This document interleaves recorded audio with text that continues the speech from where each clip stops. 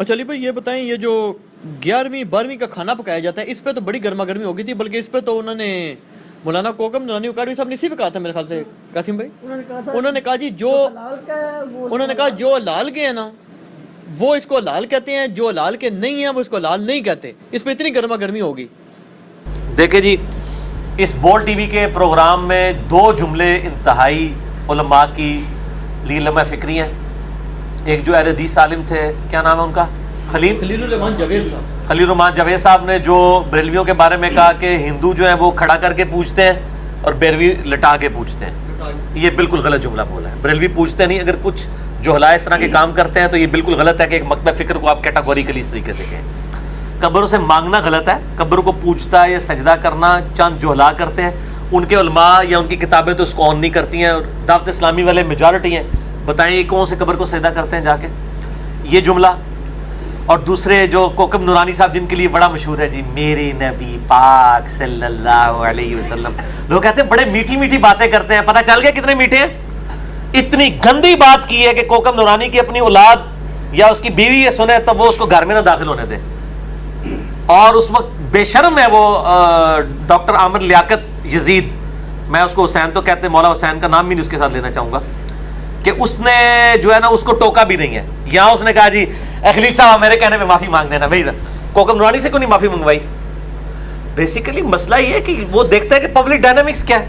دونوں نے چھڑلیں چھوڑی ہیں، انتہائی یعنی آپ سمجھیں کہ غلیظ زبان استعمال کی ہے. دونوں کو اللہ سے بھی توبہ کرنی چاہیے، پبلک سے بھی معافی مانگنی چاہیے. خلیل صاحب نے تو پھر بھی تھوڑی بہت ڈھکے چھپے الفاظ میں کہا کہ میں معذرت کرتا ہوں.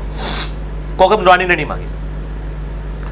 تو یہ حلالی رامی، میں کوکم نورانی صاحب کو کہوں گا کہ مجھے بتائیں حلالی وہ ہیں جو چشتی رسول اللہ والی کتابیں چھاپ رہے ہیں، حشت بہشت. حلالی وہ ہیں جو کشف المحجوب جس میں نبی علیہ السلام کا سکینڈل زید ابن حارثہ کی بیوی کے ساتھ لکھا ہے. 4.5 لاکھ لوگ یوٹیوب پہ صرف ایک چینل پہ وہ میرا کلپ خادم رضوی کو چیلنج آپ لکھیں، میں نے وہ دکھایا ہے. یہ لوگ حلالی ہیں جو یہ کتابیں چھاپ رہے ہیں اور ان بزرگوں کا دفاع کر رہے ہیں. ہم تو ان سے پوچھتے ہیں کیونکہ سورہ القلم میں آیا نا بعد ذالک زنیم، یہ سناتے ہیں نا کہ جو گستاخ رسول ہے وہ اس کی اصل میں خطا ہوگی، وہ حرامی ہوگا. تو حرامی تو وہ ہیں کہ جنہوں نے گستاخانہ کتابیں چھاپی ہوئی ہیں. تو یہ ان کی ڈاکٹرائن میں ہم ان کو ساری دکھاتے ہیں. یہ ان کو کیوں نہیں حرامی کہتے؟ ان کتابیں چھاپنے والوں کو، کتابیں لکھنے والوں کو اپنے گھر کی خبر لیں نا. تو دوغلی پالیسی انہوں نے کیوں بنائی ہوئی ہے؟ اور مفتی احمد جان خان نعیمی صاحب جال حق کے اندر انہوں نے نبی علیہ السلام کو شکاری کے ساتھ تشبیہ دی ہے نور و بشر والے مسئلے کے اندر. ان کو کیوں نہیں کہتے؟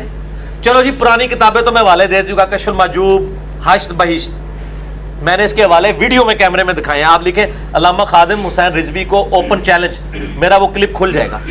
سارے گالی نکال رہے ہیں، جواب کوئی نہیں دے رہے. اور آپ کہہ رہے ہیں وہ کتابیں تبدیل ہو گئی. اچھا جی پھر میں تھوڑا مجدد ہے جنہیں تو دسیا کتابیں ہی تبدیل جائے چھاپنی بند کرو نا، ساڑو نا انہوں اگر تبدیل ہو گئی ہیں. یہ مفتی احمد نعیمی صاحب تو ابھی فوت ہوئے ہیں 40-50 سال پہلے. یہ گجرات شہر یہاں سے تقریباً 50 منٹ کی مسافت، یہ کتاب بھی تبدیل ہو گئی ہے. یہ دکھائیں جی، اس کی میں ان کو گستاخی دکھاتا ہوں. حلالی اور رامی کی بات کی ہے نا کوکم نورانی صاحب نے، تو میں ان کو بتاتا ہوں کہ کون لوگ ہیں جو نبی علیہ السلام کی گستاخی کرتے ہیں. بعد ذالک زنیم، یہ آیت ان کے اوپر فٹ کریں. جال حق قادری پبلیکیشن کی چھپی ہوئی ہے جی، میں کار نہیں بنائی. نور و بشر کی بحث ہے، مسئلہ بشریت پہ اعتراضات، یہ سب میں نے انڈر لائن کیے ہیں. صفحہ نمبر آگے پیچھے ضرور ہو سکتا ہے آپ کی پبلیکیشن میں، لیکن یہ جو صفحے میں نے آیات انڈر لائن کیے ہیں، یہ جو میں انگلی سے اشارہ کر رہا ہوں نور و بشر کی بحث والے، اس کے اندر میں مفتی احمد نعیمی صاحب کی صراحتاً نبی علیہ السلام کی شان میں گستاخی. پھر میں پوچھتا ہوں کہ ان کو کیوں نہیں آپ لوگ حرامی کہتے ہیں اپنی ڈاکٹرائن میں؟ ان بزرگ بابوں کو حرامی کیوں نہیں کہتے ہیں؟ باقی سب کو آپ کہتے ہیں. اچھا لو سنیں جی، قل انما انا بشر مثلکم پہ اعتراض ہوا نا کہ جی یہ آپ لوگ آیت پیش کرتے ہیں نبی علیہ السلام بشر تھے. ظاہر ہے بشر تو سارے ہی مانتے ہیں، ہماری طرح بشر نہیں، نعوذ باللہ. یہ بھی بعض اوقات اہل حدیث سے بھی غلو ہو جاتا ہے، شان میں ہماری طرح نہیں ہے. ایز اے ہیومن اسپیشیز وہ انسان تھے.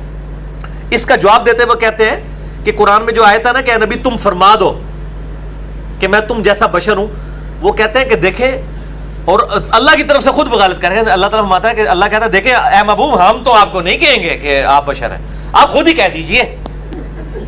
ہم تو کہیں گے وما ارسلناک الا رحمۃ للعالمین، ہم تو آپ کی شانیں بلند کریں گے. دیکھیں ہم آپ کو بشر نہیں کہنے کے، یعنی مراد یہ کہ گستاخی ہے یہ، تو آپ خود ہی اپنی زبان سے کہہ دیجئے. ایک یہ انہوں نے جواب دیا. اور پھر دوسرا لکھتے ہیں نیز اس آیت میں کفار سے خطاب ہے، چونکہ ہر چیز اپنی غیر جنس سے نفرت کرتی ہے، لہذا فرمایا گیا ہے اے کفار تم مجھ سے گھبراؤ نہیں، میں تمہاری جنس سے ہوں، یعنی بشر ہوں۔ شکاری جانوروں کی سی آواز نکال کر شکار کرتا ہے، کہتے ہیں جیسے شکار جو ہے نا، شکاری وہ جانور تتر بٹیر کی آواز نکال کے شکاری شکار کرتا ہے نا، تتر کا اور بٹیر کا، اس طرح نبی صلی اللہ علیہ وسلم نے چونکہ کافروں کا شکار کرنا تھا تو آپ نے آواز ان جیسی نکالی، میں بھی تمہاری طرح کا انسان ہوں۔ استغفر اللہ، لعنت اللہ علی الکاذبین۔ نہیں اس میں علی بھائی ویسے اسے دیکھیں، نہیں نکلی دیکھیں، بات۔ اس سے کفار کو اپنی طرف مائل کروانا مقصود ہے۔ اگر دیوبندی بھی کفار ہیں تو ان سے بھی یہ خطاب ہو سکتا ہے۔ دیکھیں اس سے مقصود یہ ہے کہ قرآن پاک میں آیا ہے کم از کم 2 دفعہ، سورۃ الفرقان کے اندر، سورہ بنی اسرائیل کے اندر، اے نبی صلی اللہ علیہ وسلم یہ دیکھو تمہارے لیے کتنی کتنی بری مثالیں بیان کرتے ہیں، یہ گمراہ ہو گئے اور اب راہ راست نہیں پا سکتے۔ یہ سورہ بنی اسرائیل کی آیت بھی ہے، اعوذ باللہ من الشیطان الرجیم، بسم اللہ الرحمن الرحیم، سورہ بنی اسرائیل 48، فرقان 9، انظر کیف ضربوا لک الامثال، اے محبوب بھلا دیکھو تو صحیح یہ تمہارے لیے کیسی کیسی مثالیں بیان کرتے ہیں، فضلوا بس گمراہ ہوئے، فلا یستطیعون سبیلا یہ اب ہدایت نہیں پا سکتے۔ نبی علیہ السلام کے لیے یہ مثال کیوں بیان کی مفتی عامر خان نعیمی نے؟ قرآن میں سورۃ البقرہ میں آیا کہ صحابہ کہتے تھے رائنا یا رسول اللہ، یا رسول اللہ ہماری رعایت کریں۔ یہودی اس کو بگاڑ کے کہتے تھے رائنا، اے ہمارے چرواہے۔ صحابہ کی کیا نیت تھی چرواہا کہنے کی؟ تو اللہ تعالیٰ نے تو کہا کہ اے صحابہ تم لا تقولوا رائنا، تم بھی نہ کہو رائنا بلکہ کہو قولوا انظرنا، اے نبی ہم پر نظر کرم فرمائے یا ہمارا انتظار فرمائے۔ جس الفاظ میں گستاخی ہو، صحابہ کی نیت بھی نہ ہو، اللہ کہتا ہے کہ وہ بیان نہ کرو۔ اور ان کے مفتی صاحب احمد سعید کاظمی صاحب ہے نا، وہ جو آج اسکینڈل میں ان کا بیٹا پکڑا گیا تھا، سید احمد سعید کاظمی، انہوں نے کتاب لکھی الحق المبین، گستاخانہ عبارات پہ۔ انہوں نے لکھا ہے کہ گستاخیوں کی تعویل کرنا بھی گستاخی ہے، کہتے ہیں گستاخی کی تعویل ہی نہیں ہوگی۔ اب نبی صلی اللہ علیہ وسلم کی یہ جو مثال بیان کی ہے مفتی عامر نعیمی نے شکاری والی، کیا آپ شکاری تھے؟ قرآن میں تو یہ آیا ہی نہیں ہے کہ آپ نے لوگوں کو گھیرنا ہے، قرآن تو بالکل اس کی الٹ بات کرتا ہے، وما علینا الا البلاغ المبین، اے نبی آپ کا کام صرف پہنچانا ہے۔ اے نبی آپ سے نہیں پوچھیں گے کہ لوگ دوزخ میں کیوں گئے، تو نبی علیہ السلام نے کچھ سیٹیاں مار کے کافروں کو اپنی طرف اٹریکٹ کرنا ہے؟ آپ تو صرف دائی بن کے آئے ہیں، سراجم منیرہ بن کے آئے ہیں، مبشر و نذیر بن کے آئے ہیں، آپ کا کام سیٹیاں مار کے لوگوں کو گھیرنا ہے ہی نہیں، نعوذ باللہ۔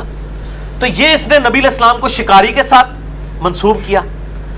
یہی جب حفظ الایمان میں عبارت آئی تھی، اس میں تو حمزہ بریلوی نے کفر کا فتویٰ لگایا تھا اشرف تھانوی پہ، جب اس نے کہا تھا کہ نبی علیہ السلام کو بھی چھٹی حص تھی، جس طرح کہ ایک جانور پاگل اور اس طرح کے لوگوں کو بھی جو ہے وہ چھٹی حص ہوتی ہے کہ ان کو پتہ چل جاتا ہے کیا ہوتا ہے۔ یہ کہتے تھے کہ ہمیں اس سے غرض نہیں ہے انہوں نے پاگل اور جانوروں کے ساتھ تشبیہ کیوں دی ہے نبی علیہ السلام کی، یہاں پہ شکاری کے ساتھ۔ کیا نبی علیہ السلام شکاری بن کے آئے؟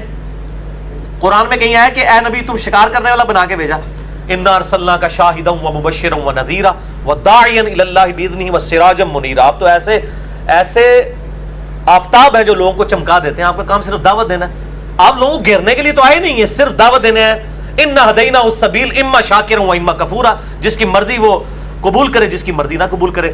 تو میں کوکب نورانی صاحب، میرے نبی پاک، آپ بار بار کہتے ہیں، میں کہتا ہوں میرے کوکب نورانی صاحب، ان کو کیوں نہیں آپ حرامی کہتے ہیں؟ اپنے بزرگوں کو جنہوں نے یہ گستاخیاں کی ہیں، یہ حلالی ہیں، ان کو حرامی کہیں تو یہ زندہ سلامت نہیں جا سکتے۔ میں نہیں کہہ رہا، میرا تو فتویٰ ہی نہیں ہے، میں کہتا ہوں یہ حلالی حرامی کا فیصلہ اللہ نے کرنا ہے۔ اللہ حلال بھی حرامدہ نکل سکتا ہے تو حرام بھی حلال نکل سکتا ہے، ٹھیک ہے؟ انبیاء کے بیٹے حلال کے ہی ہوتے تھے، کافر تھے۔ نوح علیہ السلام کا بیٹا کافر تھا، ہے حلال کا تھا لیکن کافر ہے، قرآن میں ہے، ٹھیک ہے نا؟ حلال حرام نہ پڑھو، اے دیکھو۔ اور یہ دکھائیں جی، میں نے یہ پوسٹ مارٹم جو کیا ہے ان بزرگوں کا، سارا بریلوی دیوبندی اہل حدیث، ساروں کے بزرگوں کی باتیں، اندھا دھن پیروی کا انجام۔ اس پہ میرا مسئلہ نمبر 71B ہے، لاکھوں لوگوں تک کلپس پہنچ چکے ہیں۔ انڈیا اور پاکستان کے بزرگوں کی 19 گستاخانہ عبارات کا تحقیقی جائزہ، اس میں نے ساری گستاخیاں بزرگوں کی نقل کی ہیں۔ یہ مفتی عامر نعیمی صاحب کی بھی، اشرف تھانوی صاحب کی بھی، حمزہ بریلوی صاحب کی بھی، قاسم ننوتوی صاحب کی بھی، یار میں ان کو صاحب بھی کہتا ہوں۔ اور ساروں ناموں میں دیکھیں مولانا صاحب لکھتا ہے، اور کہ میں کنی عزت کراں، خود تے شیطانی لشکر کہندے نے جناب، اے اسام الارمین جنہاں نے لکھا ہے جو ہے وہ شیطانی لشکر، اس کو کہا کہ وہابیہ شیطانیہ فرقہ، وہ آپ نے دکھایا ہے۔ اور المحنت میں خلیل احمد سہارنپوری صاحب بریلویوں کہتے ہیں یہ شیطانی لشکر ہے جو ہم پہ حملہ آور ہو گیا۔ اسی تے شیطان نہیں، اسی تے مولانا صاحب کہہ کے پکارے، اور کی عزت کریے۔